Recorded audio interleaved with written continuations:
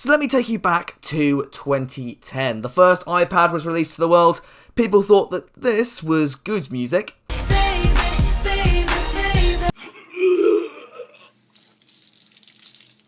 And the Formula 1 circus saw the arrival of 3 new teams to the grid, all of which were a load of shit. But out of those 3 teams, there's one that really stands out amongst the rest of possibly being the worst Formula 1 team of all time. So today, let's take a look at the short-lived Hispania racing team.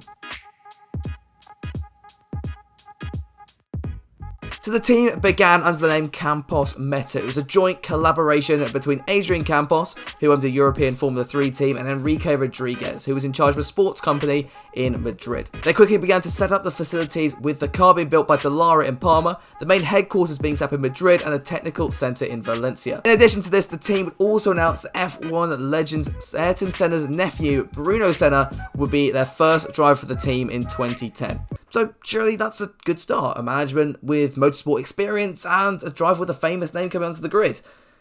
Well, that's about as good as it got for my mate Campos here. So not long after that driver announcement, it became pretty clear that money was quickly becoming a problem. And then F1 boss Bernie Ecclestone announced his concerns that the team might not even be able to make it onto the grid in 2010. There were several proposed buyouts, though many were met by opposition from the rest of the grid, with main man Campos admitting in an interview that, sometimes we got the money and sometimes we don't. There was even a rumour floating around that fellow F1 hopefuls Stefan GP might even take the Dallara car if Campos couldn't cough up the cash. So anyway, the F1 circus began at the start of the season with winter testing at the start of February, but some of the teams were missing. No bonus points for guessing that Campos Mesa was one of these. Fast forward to the end of the third test, and still no sign of a working car from Campos. It was announced that, and excuse my pronunciation here, Jose Ramon Carabente would take full control of the Campos entry and rebrand it into the Hispania Racing Team, or HRT. Campos was subsequently kicked from the team and replaced by Colin Coles. But bear in mind here that the first race is just 1 month away, and you've not got a working car, or even 2 drivers locked down under contract, and as you can see in the highly competitive nature of Formula 1, this campaign was going to go down about as well the UK government's COVID-19 response. Goodbye monetisation. Anyway, HRT's second driver was finally confirmed in that of Karun Chandok, who became the second Indian driver to race in F1 after Narain Karthikeyan in 2005. And the team actually makes the first race of the season in Bahrain. Then again, only just. The first car was just about completed in time for Senna to complete just 3 laps in FP1, and in second practice, one of his wheels decided it would be faster off the car, and Senna slid off the track. Meanwhile, HRT were unable to figure out the complexity of an F1 clutch and gearbox, being unable to get them to work on Chandok's car whatsoever, meaning he wouldn't be able to drive the car until Saturday. Rather unsurprisingly, the HRT cars finished 23rd and 24th in qualifying, with Senna a full 8 seconds off the pace of pole sitter Vettel. The cars then decided that it might be safer to start the race from the pit lane, but they wouldn't go much further than that. Senna retired 18 laps into the race after his engine decided to give up the ghost, and the curb did us all the favour of ridding us of having to watch the second car of Karun Chandok trundle around the back after just 2 laps into the Grand Prix. The team's first finish came with Chandok at the next race in Australia, finishing 14th. And, on the face of it, doesn't look half bad, does it? Although he was 5 laps behind race winner Jensen Button and 3 laps behind the next closest car of Heikki Kovalainen, driving a car equally as crap as the HRT. And really that just summed up their 2010 season. Poor performance, which was soon followed by an inconsistency as far as the drivers were concerned.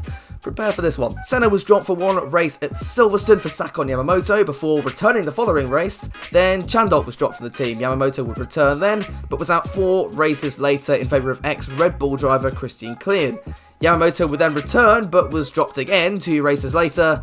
And, you can just see where this is going. It's just embarrassing at this point, but it couldn't get any worse, right? HRT finished 2010 by giving a test drive to future racing god Pastor Maldonado, but he was obviously snapped up by Williams for that season, leaving HRT with kind of limited options on the driver front. Now, the team eventually decided to go with Tonio Liuzzi and the somewhat strange decision of signing Narain Karthikeyan, a driver who last raced with Jordan in 2005 and couldn't even manage a podium in a race that only had 6 cars, with the second fastest car being the one he was driving. match made in heaven then. There was also a deal in place for HRT to use Toyota's unraced 2010 car in 2011, though this fell through when HRT couldn't pay up. Surprise, surprise. 2011 also saw the possibility of perhaps the most embarrassing livery in F1, with the team being unable to lock down sponsors, deciding it would maybe be a better idea to cover their cars with cringy messages such as, "This could be you," or "Your logo here," or "This is a cool spot." Oh, Jesus fuck. The car, again, shockingly, was about as quick as a tractor, and didn't even qualify for the first race in Melbourne. The seats were shared between Carther Kane, Lee Yitzi, and Australian rookie Daniel Ricciardo. Not sure what happened to him. In another embarrassing year, the team finished 11th in the Constructors' table, only ahead of Virgin. By the end of the season, Coles was out of his managemental role and was replaced by Luis Perez Sala for the 2012 season. The team would re-sign Carther Kane, despite dropping him halfway through 2011, and then signed veteran Pedro De La Rosa in the second car. After 2 years, Carabente finally realised his team had about as good a prospect as the Sochi Autodrome has of being an exciting race circuit, selling his stake in the team to Thezan Capital, an investment company based in Madrid. Thezan Capital would sell the purchase. There was no plans to change the team name or operational structure. Yeah, because it's going incredibly well at the moment, mate, isn't it? The team would shock to the 2012 season with a practically jarring sponsorless car, as funnily enough, no company seems to want to be seen trundling around at the back of the grid. But if their situation couldn't get any worse, it was about to. The team were unable to pass the mandatory crash test at the beginning of the season, meaning they would be unable to race in Australia for the second year in a row. Now, not only was their car hideously slow, it was also too dangerous to even try to race. Like, Jesus, guys, come on. The season would play out very similarly to previous years, with the HRTs languishing at the back, with the best finish 15th in Monaco for Carther Kane, although only 15 cars finished the race, so... Our boy in the rain would also prove quite the adversary to lap, pissing off Sebastian Vettel in Malaysia, then turning Nico Rosberg into an aeroplane in Abu Dhabi. Although both Carther Kane and De La Rosa would be the first HRT drivers to compete all season, the results just didn't improve, and by the end of 2012, the team was looking to sell the organisation. Sadly, the team would be unable to find new funding and entered liquidation at the end of 2012, and, you know, that ends our retrospective of the Hispania racing team. So, do I think these guys hold an argument to be the worst F1 team in history? Well, they definitely put up a good case. There was a mix of poor planning and just a general lack of understanding on how to run and operate a Formula 1 team.